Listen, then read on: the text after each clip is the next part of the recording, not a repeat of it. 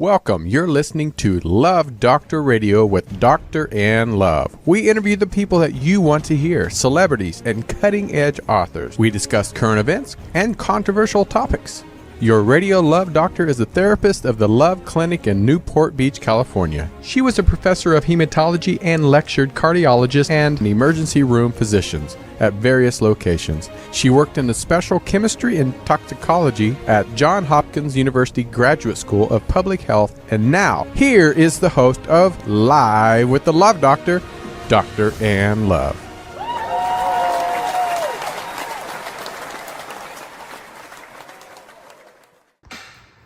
You are watching Live with the Love Doctor with Dr. Ann Love. I'm Dr. Love, and with my co-host today, Brooke Smith.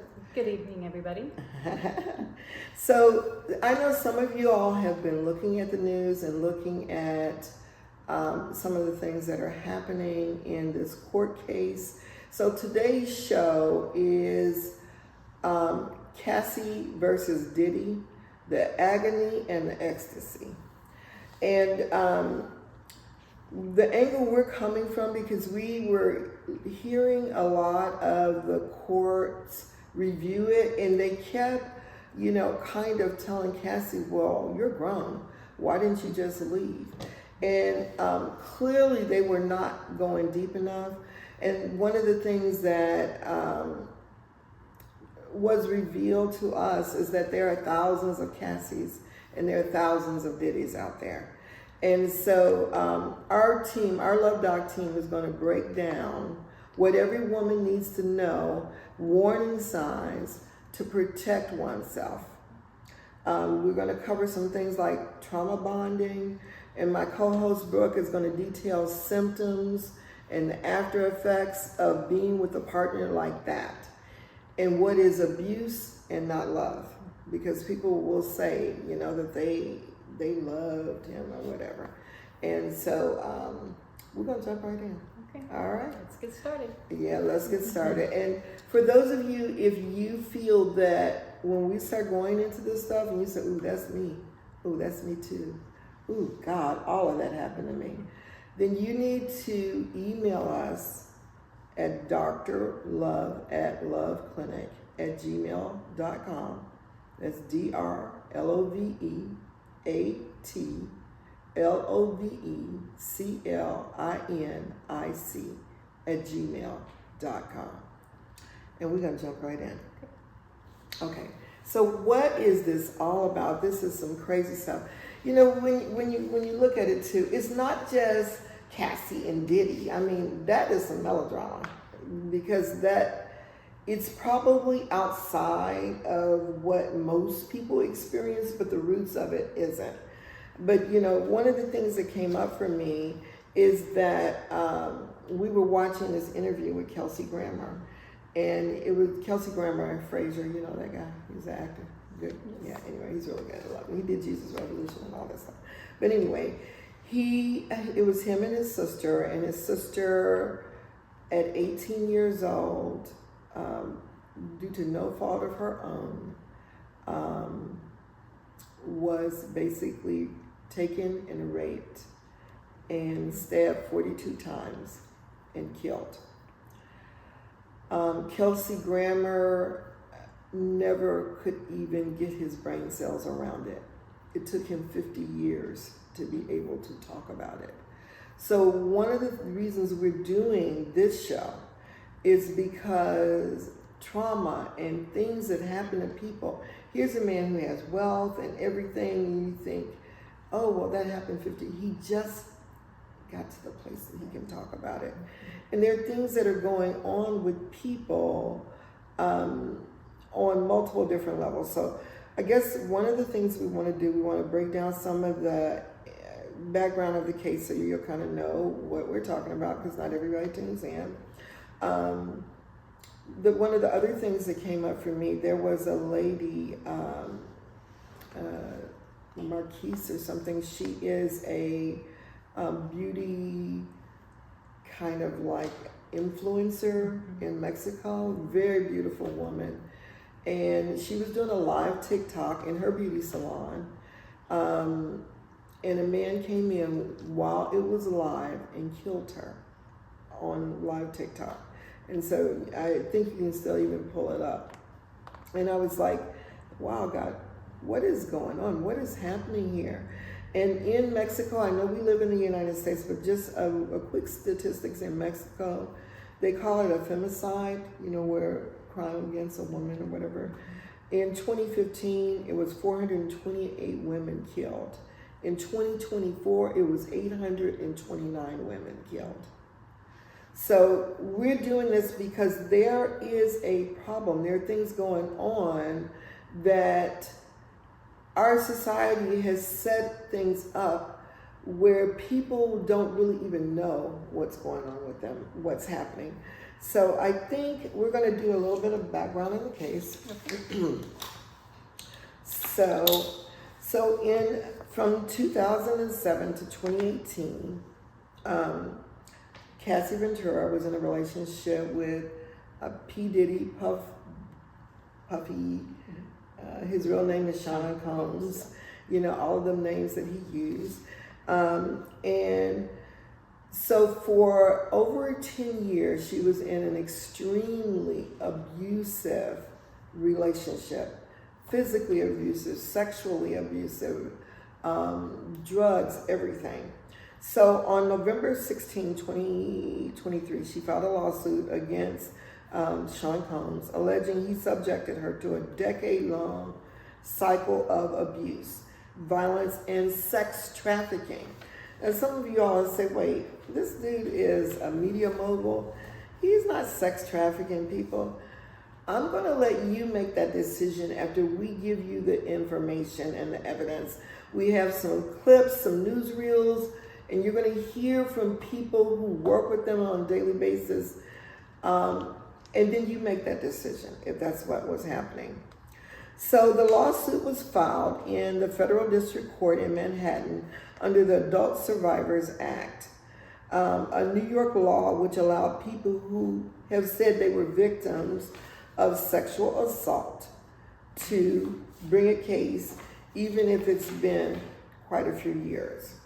Okay, so now some of you guys will remember seeing this. In May 2024, CNN obtained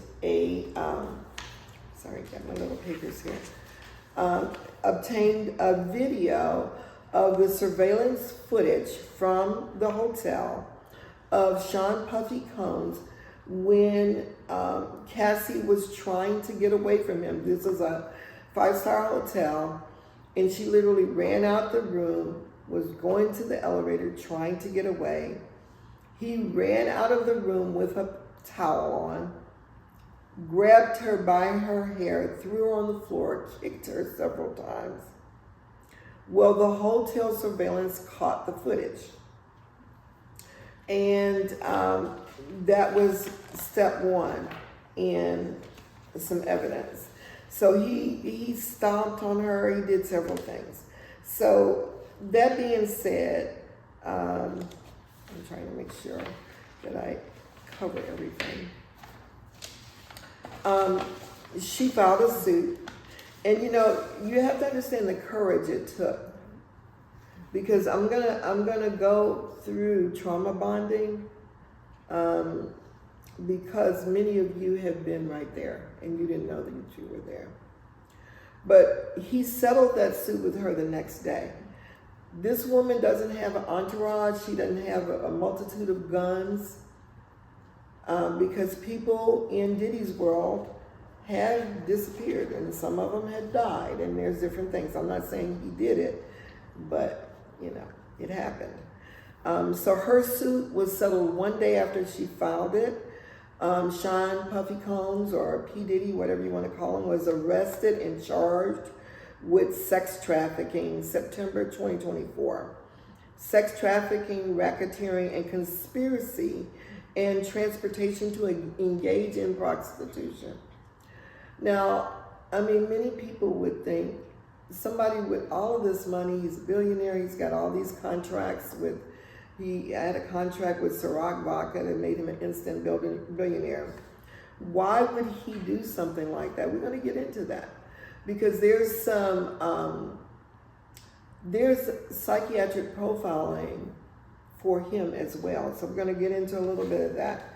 But per the indictment, the prosecutors claimed that Combs forced or coerced women into participating in what he calls freak-offs, which I don't even want to say the word. And he would allegedly leverage his power and influence to do it. As Combs allegedly recorded these so-called freak-offs and used them to manipulate people to do what he wanted them to do. So Cassie lived afraid of how it would impact her life, her family, her mom, and her dad.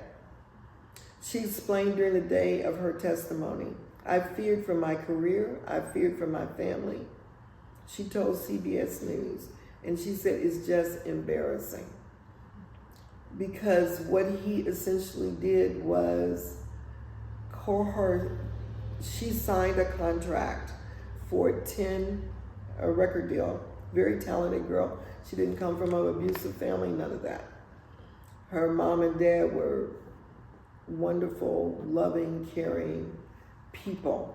What happened to Miss Ventura when she turned 18 and she had done piano, ballet, she was just a talented little girl, very sheltered. She wasn't from LA, she wasn't from New York. She was from an area, I think it was Connecticut. So at 18, she went to kind of discover or follow her dream. And she was already modeling. She met Sean Puffy Combs when she was 19, he was 37. He came from a life of doing this. And as you will see, as we go further into this, because we asked the question, why would somebody with all this money do stuff like this? I mean, what would, he had these elaborate parties, anybody was at the parties. But you'll find out with his background that allegedly one of the chief security, private security for Sean Puffy Combs said that what you see, the fruit didn't fall too far from the tree, because Sean Combs' mother ran a brothel, a house of prostitution.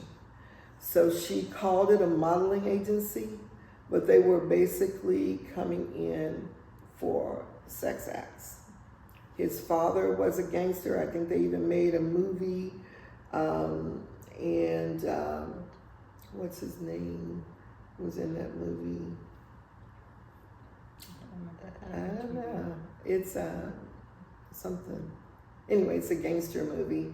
But one of the guys in the gangster movie was Puffy's dad in real life. So that was his background.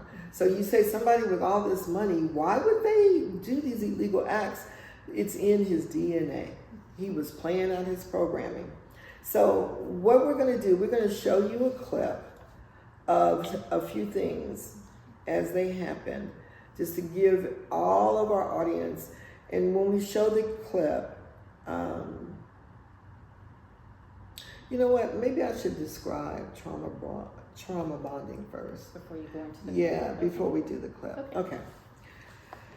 Let me talk to you guys a little bit about trauma bonding, because a lot of people have had it and they didn't even know what was happening.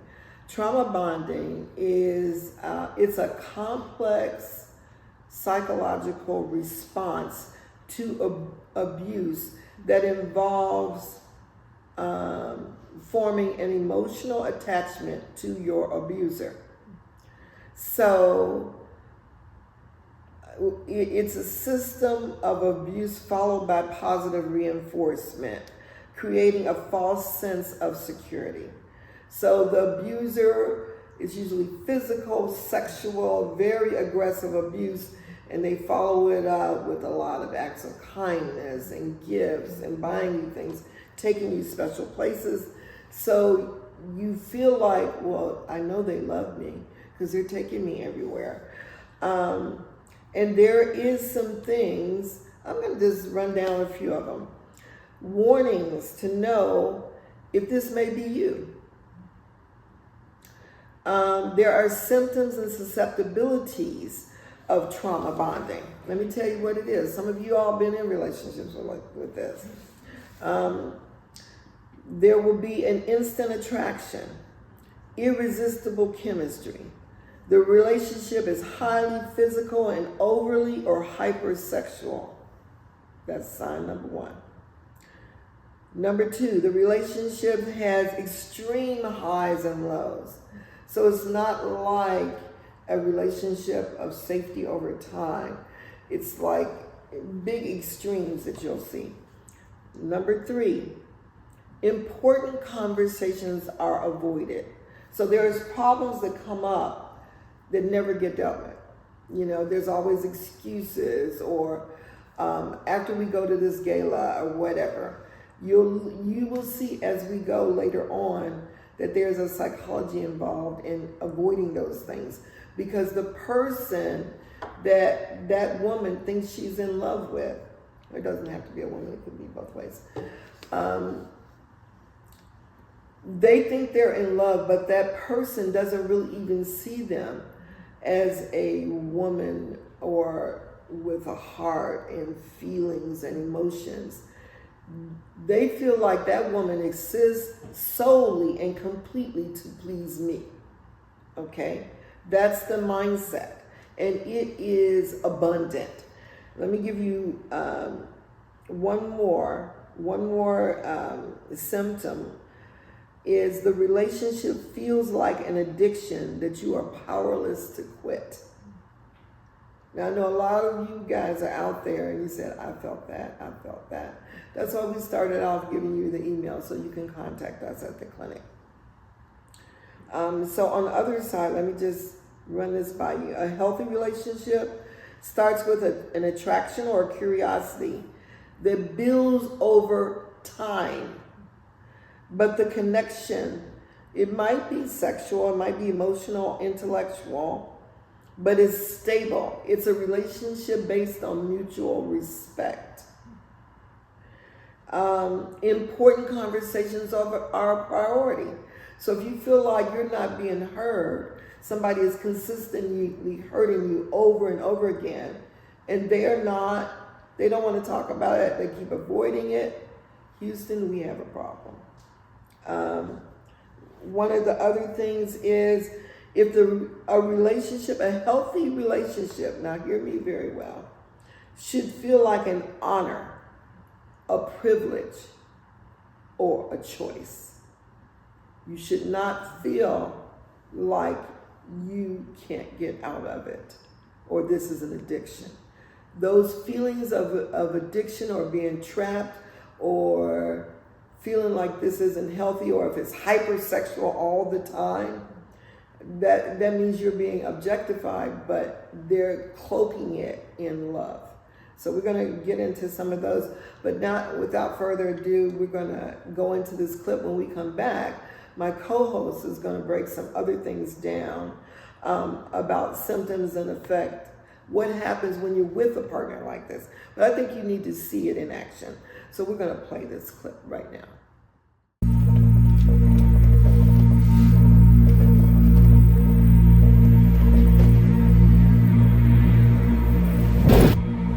I'm going to give you this, and would you mind just pressing play? Tell me when you want me to press it. When you're ready. In 2024, CCTV footage emerged, making shocking international news, showing Sean Diddy Combs' then-girlfriend Cassie leaving his hotel room. I seen him in a towel like that before run out the room. I know this ain't funny. This is fucked up. God damn it, Puff.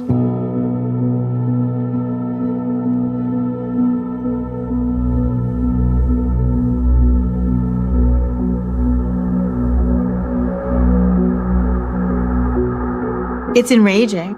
This video is absolutely enraging. Ventura is seen picking up a hotel phone. Combs seems to walk back to the hotel room, then returns and appears to shove her in a corner. Moments later, he can be seen throwing an object in her direction. I can't believe this video remained secret for such a long time. This is from March of 2016, and we just now seeing it now in 2024? Come on, man. The video triggered a wave of new allegations, and Diddy is now facing a major federal case. A trial date has been set in the sex trafficking case of hip-hop mogul Sean Combs. Combs pleaded not guilty today to charges including racketeering, conspiracy, and sex trafficking. There's enough out there for a lot of these brands to know. But I think the corporations just look at it like it's dollars and cents for them. It was Diddy's infamous parties that made him a magnet for brand money.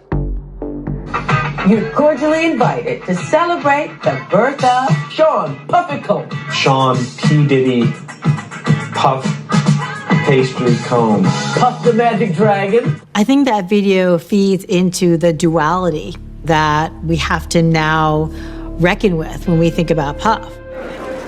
We have these allegations against him, and then we have Puff, who was able to create these parties that everybody clamored to go to. The white party cemented Puff as one of the most important figures in culture at the time. Diddy's white parties were an extravaganza. Puffy knew that parties, big, fabulous parties that were very difficult to get into, was a way to make himself the king of New York, and they were great. This is the legendary white party. It's the real white party. Make some noise if you've been here before. I was in charge of the guest list. It made me really powerful. One publicist offered me $10,000 in cash to get their client in. Didn't get in. The number one rule, you had to wear white. Head to toe white. White shoes. If you turned up with a black belt on your white jeans, I'd tell you to take the belt off. But there was other rules too. You had to be clean shaven. He liked people to be waxed. Your shoes could not be scruffy. Your hair had to be done. He liked men and women both wearing makeup. He also liked you to be moisturized. There's every manner of artist and executive and model and movie star like wearing white. You had everybody from Ashton Kutcher. I think Martha Stewart showed up at one, and I was freaking out. And then I meet Puff, and I mean, it was so nerve-wracking. You could just feel the energy swirling around him. I mean, this was a man of incredible charisma. He was the ringmaster. Well, you've seen the video and the clip, and just to put a footnote on it, you witnessed P. Diddy, Sean Combs, pulling Cassie Ventura. To me, it looked like a case of sexual slavery, because what came out in the court was that she was running to get away. She did not want to do one of his little sex parties, and she was trying to get away, and he drug her back because this man feels like he owns her. And one of the things they didn't say on that actual clip was one of the people that worked for P. Diddy. He said that this is his kingdom and we are here to serve him. That's the mentality you're dealing with. The other thing, I'm trying to think what else happened in that video, in that clip, the anger. You can see a person without restraint. And he said, you know, I can do anything. Men who carry the Machiavellian narcissistic personalities feel invincible. The whole world exists for their pleasure. That is the mentality. Yeah, and I wanted, well, we kind of talked about, we were going to have my co-host kind of go over what happens to people when they're in this kind of environment. This is not a safe space. Yeah. It is not a safe space. And what happens it can happen to men or women. Mm-hmm. You know, you can really lose who you are. And I think that is, there's so many different things that happens. to a person being controlled by somebody who has such strong desire and passion and selfishness. A person can feel broken. A person feels insecure, inadequate. You feel torn apart, not able to speak for yourself, not able to even make a decision for yourself. You really take on the persona of the other person. So whatever they like, you like. And you don't have your own voice. You lose your voice. And so they become your voice. And I think as we watched that video, and as we were both looking at that video, you can see somebody who obviously has a control over another person. And when you're in a relationship like that, there's confusion. You know, that person that is being abused, the abuser, the victim, feels confused. They feel very confused. Their hope is gone. They feel hopeless because they feel like they have no control. Their mind is being controlled. They're being manipulated, deceived. They feel betrayed.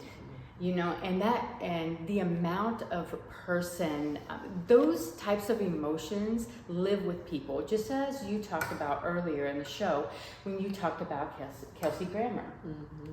That particular event, let's just take that event that happened to somebody else. It didn't even happen to him.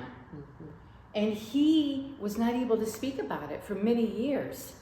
So I think as we are going through this, and this is a very, very important, and even as we have our studio audience here, it is very important to understand the dynamics of a relationship, that you can, as a person, number one, have the courage, like you spoke about. You can have the courage to be able to say, okay, something is not right, you know, and really the reason doing this show is so that you can determine, am I in a healthy relationship?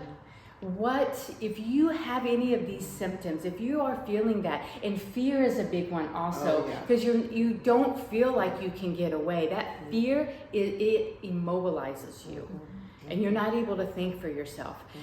You're not even, you know, and isolation. And a lot of times they take you away from your safety net. They take you away from your parents. They take you away from your friends, or even those people that had a sound voice in your life. You know, you always have usually those one or two people that can help you, can bounce things off of somebody. And I think that as you know, as I'm going through what these particular feelings and the way a person can feel and what it does to a person, they are not able to rely on anybody. That trust has been broken also. It's a miracle, honestly, that she is able to go on and to be with somebody else, because usually it's a continuous cycle of broken relationships. You get, you know, until you can really see and look at all of these, that twistedness, the emptiness, the void that a person feels. Because just as you stated earlier, you feel, this person is supposed to love me. I thought this person loved me. Is this what love is? But it's very selfish. It is not a true love for just of who you are. Totally. You know, I look at one of the reasons we're doing this show is for you. Many people are they are on social media, they have videos uploaded for clickbait. This is not that. We are here because we want to provide answers.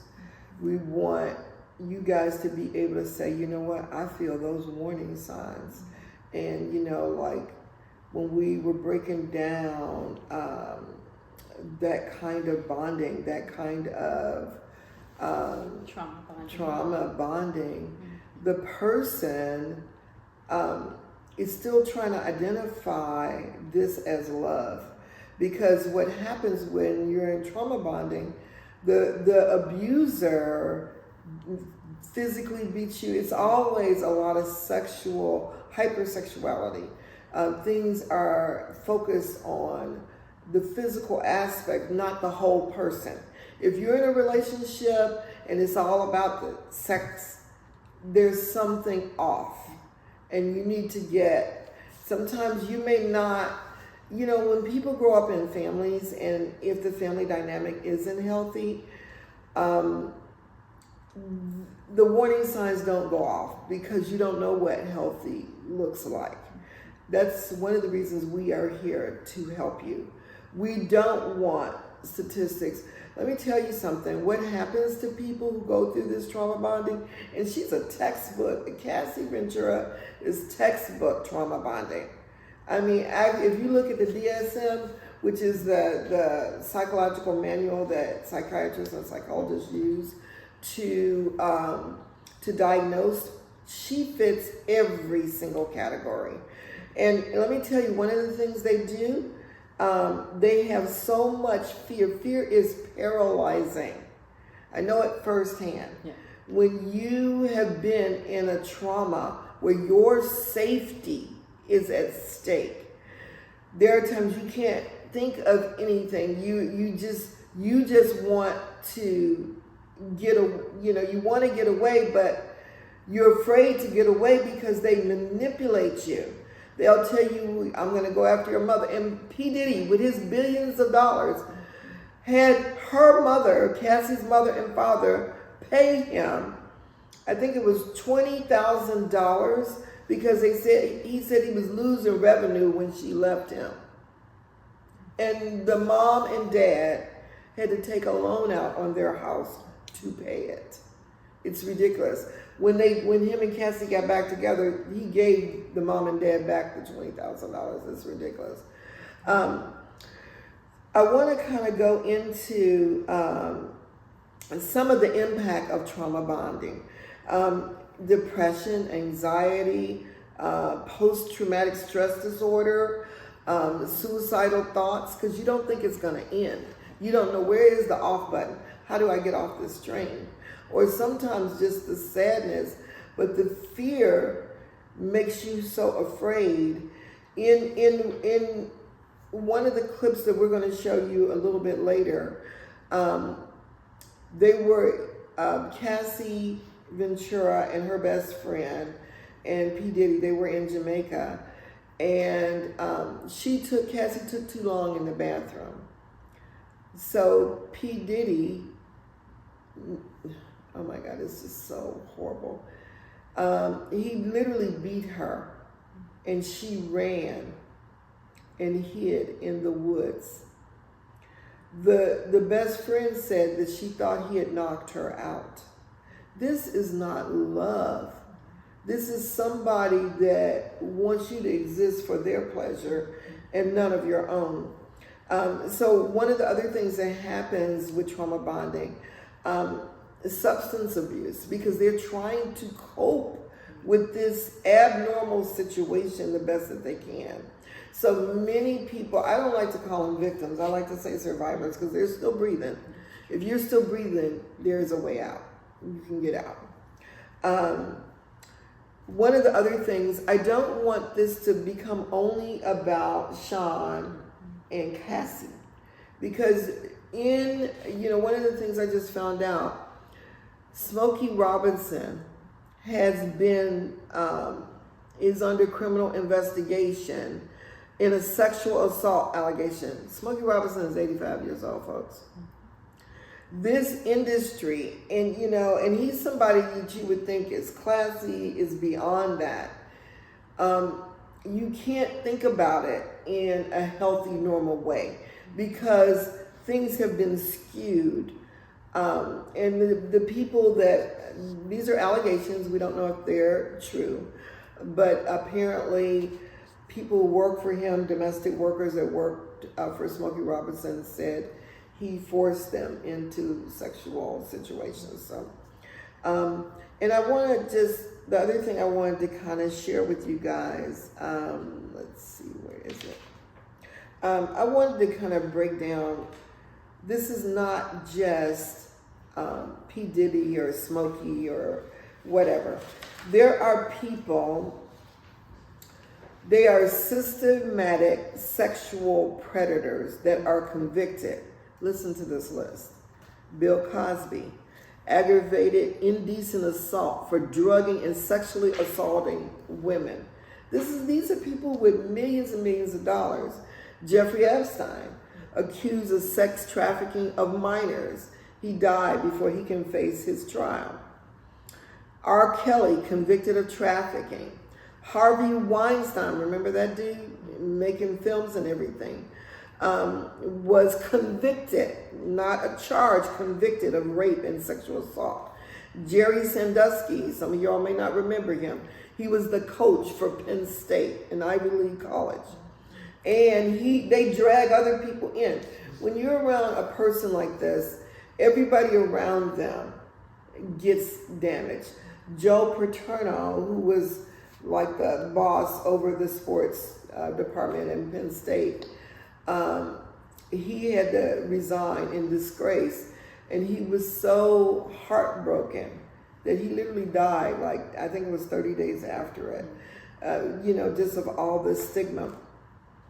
Now let me tell you something else. There are other people who are accused of sexual assault. P. Diddy is one of them, for sex trafficking. Kevin Spacey, accused of sexual harassment and assault by multiple men. Kevin Spacey, the actor.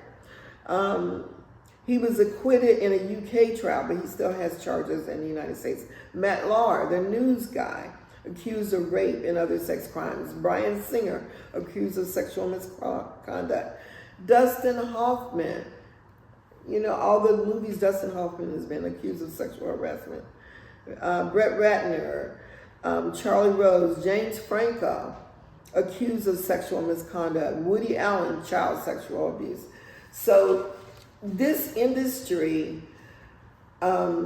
breeds on the power dynamic is not equal. A person coming into that business, or a young adult, or a young, and I'm glad you said it doesn't just happen to women, because it happens a lot of men. And P. Diddy assaulted a lot of men. Well, allegedly assaulted, we have to say that, because he hasn't been found guilty yet. So the power dynamic, they have all the power, they have all the money, they have all the contacts. What you have to understand with Cassie Ventura, he controlled her car, he controlled her house, he controlled her income. She thought she was going to be an entertainer. She signed a 10-album deal. She made one, and he made her profession become as a sex slave. She literally could not. We're making this video because there are people who, they may not be to the extent of P. Diddy, but they violate your personal space of safety.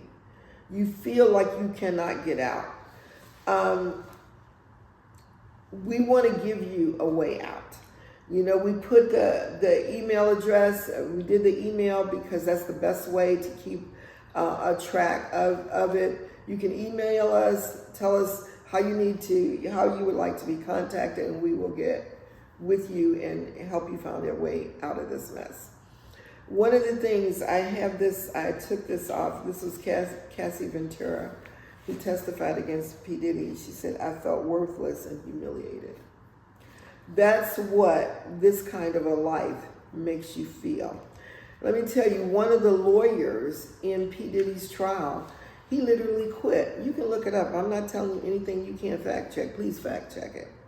His name was Anthony Ricco, R-I-C-C-O, one of Diddy's defense lawyers. He did file a motion to withdraw from the case, stating, under no circumstances can I continue to effectively serve as counsel. While he didn't explicitly cite hearing specific testimony as the reason for his departure, he couldn't say that anyway. The motion itself suggests a significant issue arose that made it impossible for him to continue representing Diddy. Now, he accepted the case. He was his lawyer. He did, however, state that there were sufficient reasons related to the protections afforded by the attorney-client privilege for his brevity in the motion. So, you know, we do these clips so that you can see it's not just our word for it. There is a system that is put in place that protects the predators and the aggressors of this behavior. One of the things that I think that happened with Cassie's case, she had turned 18. If you are a young woman or young man and you're pursuing a career and stuff, usually if your parents are healthy, that's your first set, that's the first line of defense, okay? You have people who all your life who have been there, who've been trying to help facilitate your life as an adult. I did some statistics because it bothered me that the ages of majority is almost all over the globe. If you Google age of majority, that means when in various countries that government would say that you are an adult, you can sign contracts. Most of the globe is at 18. 18, you're still a teenager. It's not that we don't respect the personhood, and we need to respect our young people. We need to ask their permission. You don't just run over them and do what you want, because they have the right to their own humanity and self-awareness and whatnot. However, what these predators do is usually get you away from everybody that would be there to protect you. They can say something's wrong with this. This is not okay. So you start living their identity instead of your own. Were you going to say something? No, that's exactly right. And a lot of, you know, even with this industry, you know, those innocent children or young adults are out there and taken away from their parents most. Like, they usually move across country, you know, from one, even internationally, depending on what it is. It may be internationally, you know, modeling, singing, whatever it is. When you have that talent, and that's what they're looking for. You know, they're looking for that innocence, something that naivety, but also that personality that can move and make money for them as well, you know? Yeah, and they, you know, the thing is that it's not love. And that's what we need to bring home to you. When people, if love feels like bondage, is something wrong, okay? One of the things that we do premarital counseling and stuff like that, we advise people to get healthy, because when you're healthy and coming from a self-aware, positive position, the people you pick will be different, okay? As you can see from these cases, a lot of these people, you know, that I listed on that list, I was mortified to look at it. A lot of them are very wealthy and success. Success doesn't make you a healthy person. And, you know, anytime people are lording something over you and you feel like, you know, you can't get out of it, that's a warning sign.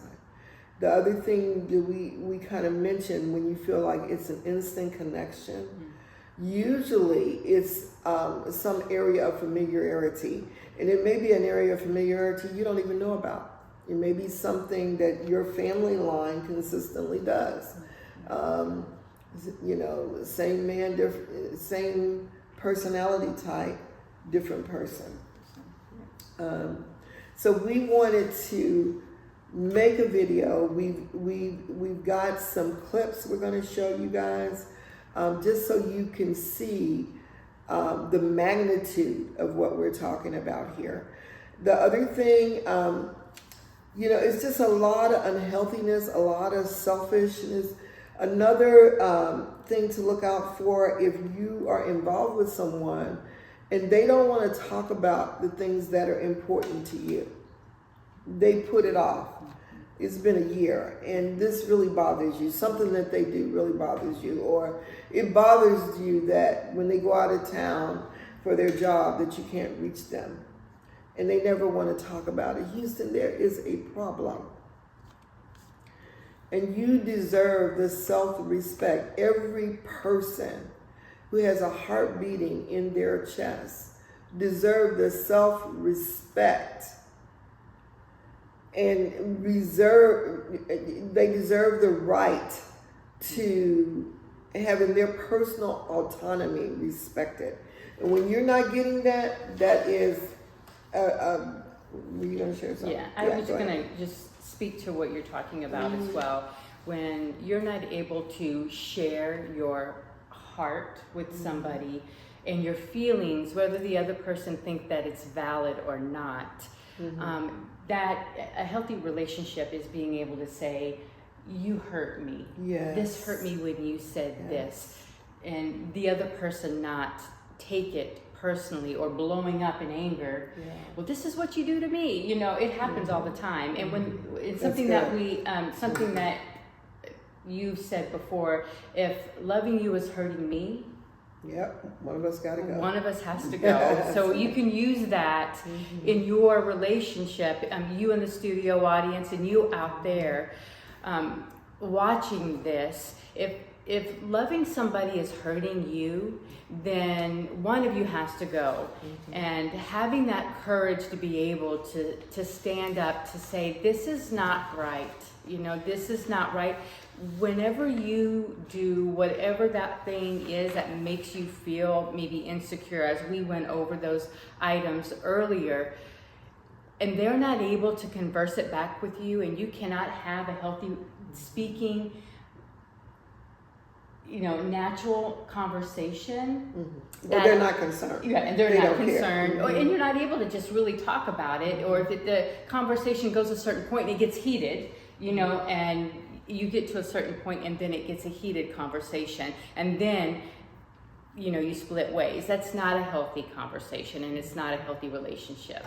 You know, one other thing that came up for me too is sometimes women try to make a wrong thing right. They don't want to start over, and they just keep hanging in there. And, you know, if you've got something healthy, then you got something worth fighting for. If you are being hit, if you're being sexualized, that is not love. And that person needs help as well. Because in this scenario, P. Diddy is a victim of his own upbringing, but you can't fix him. That's not your job. I run into women, I'm a therapist, so I run into women all the time that think they can help him. He's gonna make it better. That's not your job. And if that person is not seeking help, you're spinning your wheels, you're wasting your time. They're playing you and keeping you there, keeping you going through that bondage. And you know, manipulation and violation of trust is something that once it happens, it's hard to build that trust. And you know, when you go into relationships, these should be people that you've seen outside of a relationship. You know, not when they're trying to get you. You see their character. You see, is this a wholesome person? You know, how do they care about other things and other people in their life? Do they value, do they want to hear what you think? Do they allow you to make decisions? These things are very, very, very important. And sometimes we feel like we wanted you to know what's happening. There is a place that you can come. There are people that will help you. We can give you information. Don't hesitate to contact the Love Clinic. We left the email address in the description box. We're here because we care, and we have seen what happens to people if nobody's there or if they feel left out. And I want to say that real love puts you above themselves. And we're here from you. We're here for you. I'm Dr. Ann Love. This is Brooke Smith, my co-host, and we're This is Live with the Love Doctor, and we're from the Love Clinic in Newport Beach.